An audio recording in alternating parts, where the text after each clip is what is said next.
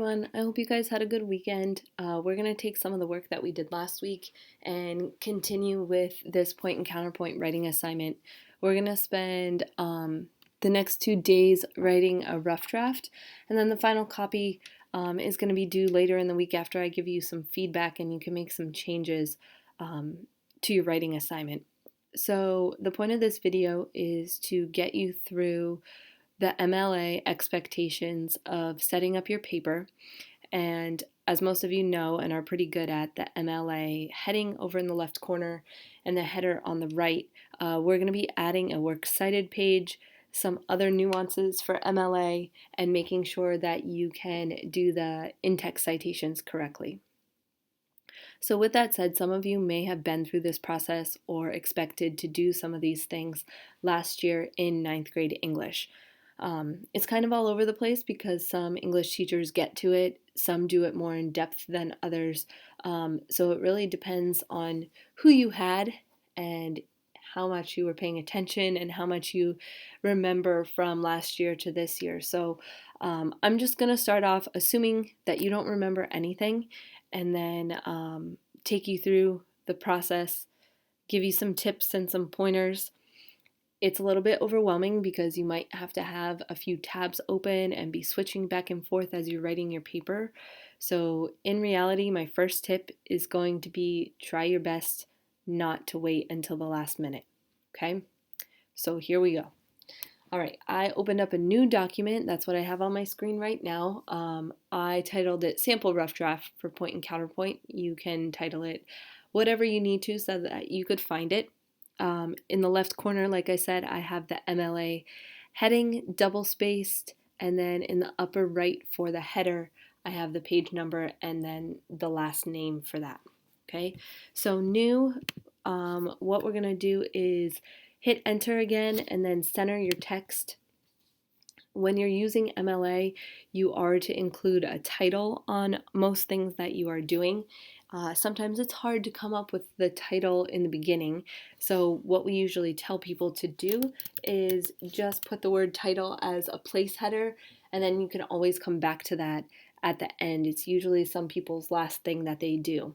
If you can think of something that you want to put right now, you can certainly do so. You want to be a little bit creative with your title. You just don't want to write a point counterpoint article or something like that. This is the first thing people are going to see, so the more intriguing you can make it, the more likely someone is going to spend some time at least reading the beginning of your paper. So since mine is about school start times, and it could be a controversial topic for people of your age, I'm going to kind of lure people in by saying, something controversial. So I'm going to go school, let's say, students should wake early. So I have a two-part title. I'm going to use something controversial, students should wake early, and then I'm using a colon to include the actual more bland topic that I'll be talking about, or whatever is being opposed on both sides. So in this case, it's going to be the debate on school start times. You can certainly design your title like I just designed this one. You can use a one phrase title. You don't have to have a two-part one like I do. I like to have a two-part one because I can be a little bit creative in the beginning and then more straightforward on the other side of it. You'll notice in MLA format, nothing is underlined, nothing is bolded, no italics. It's same text, same font, same size, just centered in the middle of your paper, and then you can hit enter and realign your text to the left side. Okay, so once you have that all set up, and like I said, if you don't have a title in mind, you can certainly put title and then come back to it just so that you remember that you have to change it. And then we're going to skip around and go to the end of our paper to set up that part of MLA before we come back to actually write some things in. So what I'm going to have you do is use File. First, I got to figure out where it is. Go to Insert, down to Break, and you're going to insert a page break. So what this is going to do is no matter how much you type your paper, if it ends up being 4 pages, 3 pages, 2 pages, the stuff that ends up on the last page will always be a new page within itself. Okay, this is important because we're going to be creating the works cited page, and the works cited page always is the last page in a paper. It stands on its own, so it will always be on that last page. It has its own format, and you want to have this done before you actually go into writing because it makes citing your text inside the paragraphs a little bit easier if you have this formatted and done. So first thing you want to do is center your text, and at the top you're going to title it Works Cited. In MLA format, it's in all capital letters. The font stays the same and the size stays the same. And then you're going to realign that over to the left-hand side. Okay, now comes the difficult part of kind of flipping back and forth and getting through a few different things. On this page, you're going to make a list of the MLA citations of things that you're going to use in your paper. So there's a few ways that you can do this. If you go back to your brainstorm sheet, these are your quotes that you pulled, and it has the authors that you're using here. These themselves are not the MLA citations. Okay, so you're not necessarily going to be pulling anything directly from this brainstorm sheet. Same thing goes from the outline at this point. We didn't use any citations in here, but I do need to know what articles I was using so that I can include those in my works cited. If you're not going to use what you read in your paper itself, then you don't have to include it in the works cited. So your best bet is to go into your drive where you saved the article, or in this case, you can go back into Gale, but like I said, sometimes it's hard to find them again. I'm going to hope that I can so I don't have to go all the way through my Google Drive, but we'll see. Okay, so if I go to school start times, let's see here, I think this is one that I used. This is one that I used. Okay, so this is one of the articles that I used, and it's as simple as copying and pasting some things here. Once you get to the article, you're going to go up here in this bar and click Cite. Okay, the easiest part about using databases is that it will create these citations for you. And unfortunately, when I was in school, we didn't really have all of this stuff. And no, it's not that long ago that I was in school, so don't make fun of my age. But with all this technology that has been steadily increasing, they're doing some things for you to try and save you guys some time, so you can be thankful for that. We're using MLA. You will learn APA at some point, especially if you're heading off to college, and Chicago is more rarely used. MLA we teach you in high school because it is the easiest of all of them to learn, and once you learn MLA, it's really easy to transition to APA. So once you're here, you're going to select this and copy the text so that you can paste it in to your works cited. So I'm going to come back here and I'm going to paste that for right now. Okay, I'm going to hold off on formatting everything until I have all of the things that I'm using in my works cited. So I'm good on that one. I'm going to head back here and see if I could find some of the other articles that I planned on using. Okay, I think I used this one. So I would do the same thing. Copy, paste. Bear with me, I just want to get a few so that you have a good example of what I'm doing.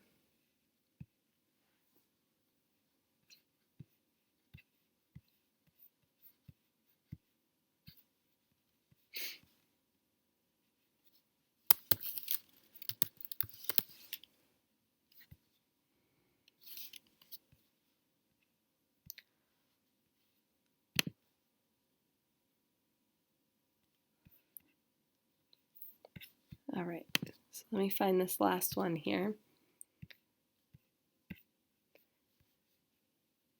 think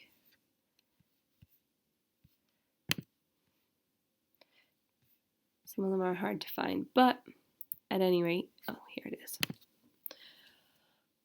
At any rate, you can make sure that you have everything. So after I'm copying and pasting this, remember back to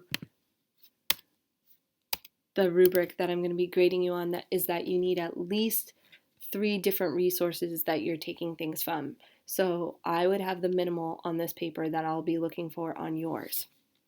First thing you want to do is put these in alphabetical order according to the words that come first. Okay, so if I do that, it's an easy copy and paste to move this thing down so that I have D followed by M followed by S.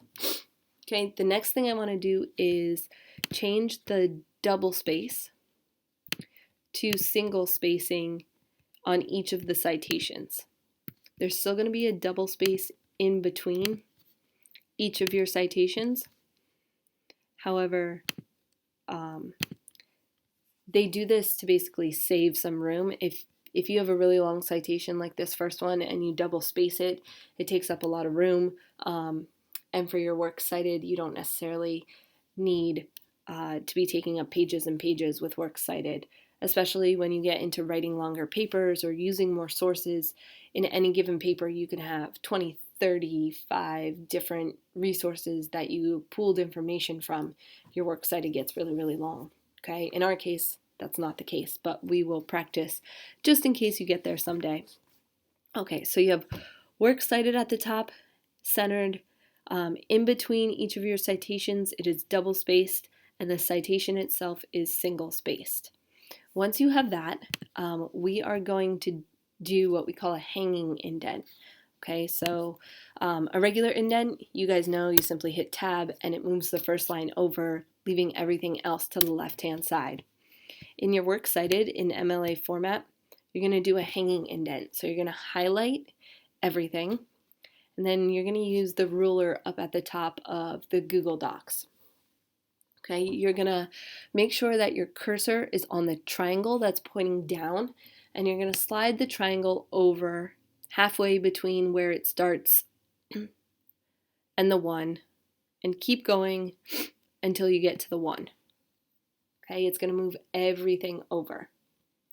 Now you're going to grab the little rectangle that's up on top and pull it back to the beginning. Okay, so that way you can see that it's an inverted indent. Everything underneath is moved over to the 1 inch, but everything on top starts aligned to the left. This is a good way for me to check your works cited, because we're going to be using this information as we type our text, so it's easy to look at your works cited and see what matches where. If you need that one more time, let me go back quick. You're going to highlight everything, okay, and then you're going to, let me take it back to its original space here. You're going to highlight everything. You're going to grab the triangle that's facing downward and move it over to the 1. You're going to take the rectangle on top and move it back over to where it started, and then click outside, and you successfully have your works cited formatted. So from here, once you have a works cited, you're ready to go back up to your main page and start typing and using your outline to create your rough draft. So the paper that I'm going to be using the most for the next little bit is going to be the outline, and then I will be using the brainstorm sheet to copy and paste some of the information that I took out of the articles. So I took some time and started typing. First thing you're going to want to do is split your article into sections, the point and then the counterpoint. Technically, we're writing 2 mini papers in one paper. So in bold, you can write point and then come up with a creative title for whatever the topic of this part of the paper is going to be. So I decided to say the early bird gets the worm, gets my point across, and is something that people use a lot. So you can see that I typed my first paragraph, which is my introduction paragraph, in my outline. The three parts of my intro are the hook, the credibility, and the thesis statement, which I have the thesis statement up here. I use the things that I put in my outline to help me expand in my paper here. So what I have is, it's the year 2020 and the world and the United States are fighting off unprecedented times after COVID-19. And when I copied and pasted stuff, this went in the wrong spot. Okay, so it figuring out unprecedented times. Did I have that right? After COVID-19 turned citizens' worlds upside down, schools were mandated to close for the remainder of the school year in many states by the governors, and districts moved to online learning models. Students participated in asynchronous learning content at different times throughout the day, and the teachers' heads started spinning. There was so much planning, recording, and organizing, but for the students, there were even greater challenges. Students struggled to stay on schedules at times, were asked to take care of siblings or help with their schooling, asked to get a job to help with the lack of income, or choose a different schedule so the Wi-Fi wouldn't crash on everyone in the house. In the trenches, teachers and students have gained perspective about what works best. One of the topics often discussed in school start times, and in particular, it will be a hot topic after life returns to normal. Students should maintain regular start times for school because there are more benefits than drawbacks. So you can see that from my outline, which only had 3 parts, I was able to expand pretty well on some of those ideas. It's going to be important that you take the time to expand on them so that your ideas transition and it becomes fluid in terms of writing a paragraph. If you write 1 to 2 sentences just to get through it and kind of smash those sentences together, it's going to seem very choppy. As you could tell when I was reading this back to myself, I found a bunch of mistakes as I was reading it out loud. So note that when you have to go back to edit your own paper, sometimes reading it out loud will definitely help you catch some things. So in your first intro paragraph, you should not have any quotes or anything that is cited from any of the databases yet. The introduction is usually your own sentences that are strung together. And if you notice in this entire paper, I won't be using personal pronouns. So personal pronouns are words that include I, me, my, you, your, or yours. If you want to write them, because as you're writing how you're speaking, you want to think about changing the word you or I to a broader idea. Who are you talking about? In my case, the you is replaced with students, okay? And sometimes you is often replaced with people. Think of the population or the audience that you're trying to get at and use that word instead. The reason why we don't want to use personal pronouns is you're writing about sensitive topics at times, and you don't necessarily want to place your opinions or the opinions of someone else on the audience or whoever's reading that. You're more likely to have them understand you if you can stay unbiased in that sense. Okay, so once you have your intro paragraph written, we're going to get into what you need to do to make some MLA citations. So my sample outline, my first body paragraph is, my claim is that students need a structure, and then I have all this information underneath it that I'm going to include to help support that claim. So here's my rough draft. I wrote, students need a schedule to follow for many reasons. My claim, which is my topic sentence. I expand on that a little bit before I go into giving some more specific information. Okay, so I say life is a never-ending schedule. People wake up for work, appointments, to meet friends, run errands, and communicate with people. Without a schedule, things can become overwhelming, and for a child to work through those emotions is a lot to ask. Okay, so once I expand on that, I have a good transition into the information I want to use from the database. You need a few things, and you can format it in a few different ways. So I'm going to show you the easiest one first, which I have set up right here, and then I'm going to give you some other options as well.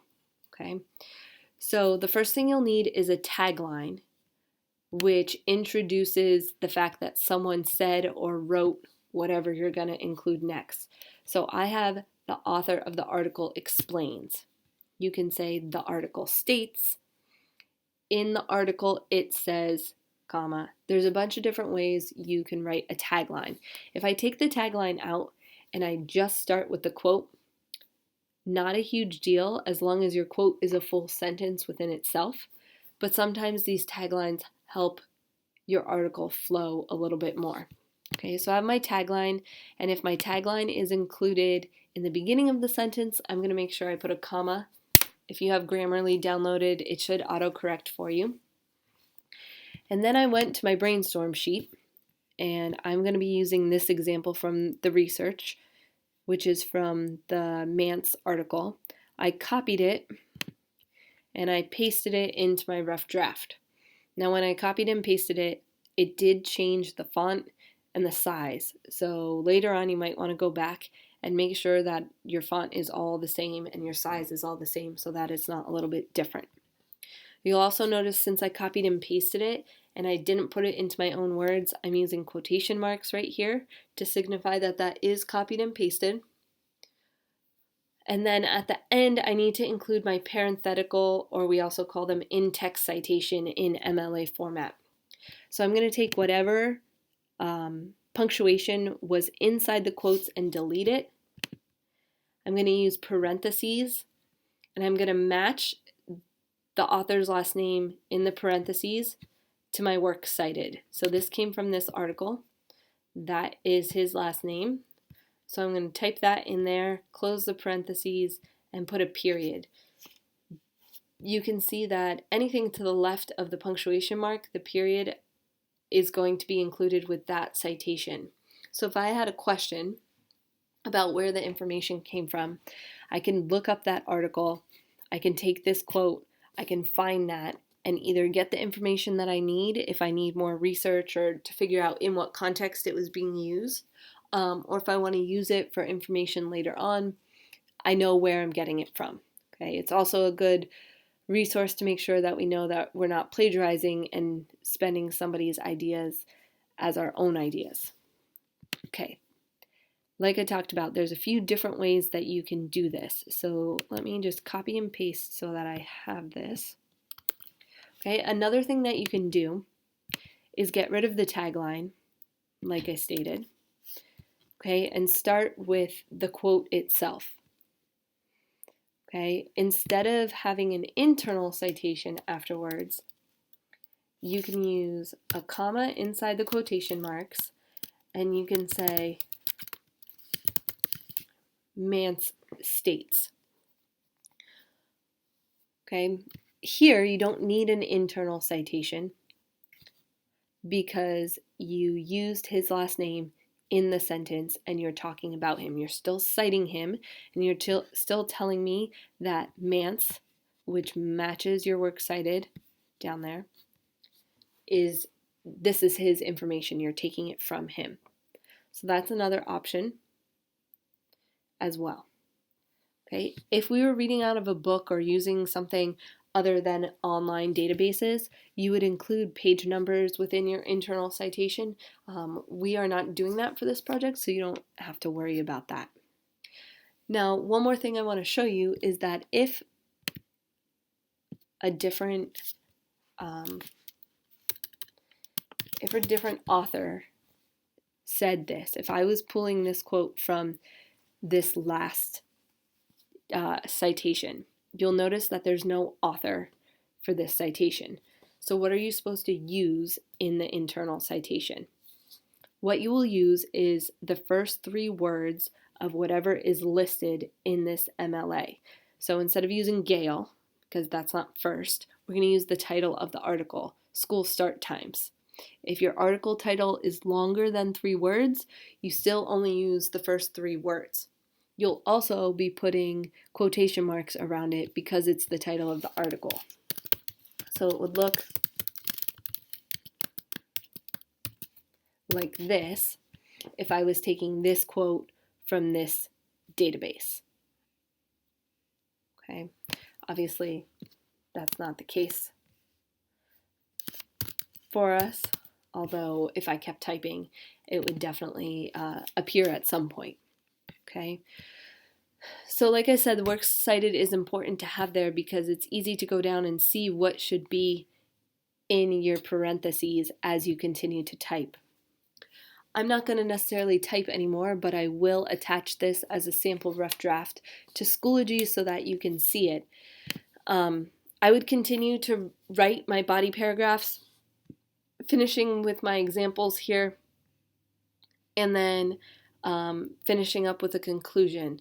In your conclusion, you're probably not going to cite anything either, and then continue with a new heading and go right into writing my counterpoint part of the article.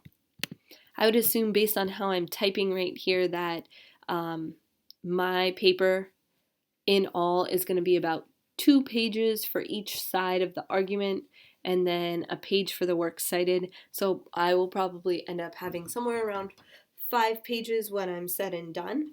Like I said, there's no page requirement on this particular assignment. However, you should have all of the parts of it, and therefore it'll probably lead you to somewhere close to 4 to 5 pages in the end. Okay. As you start to write your rough draft over the next 2 days, make sure you let me know if you have any questions, and then I'll be giving you some feedback before moving into your final draft.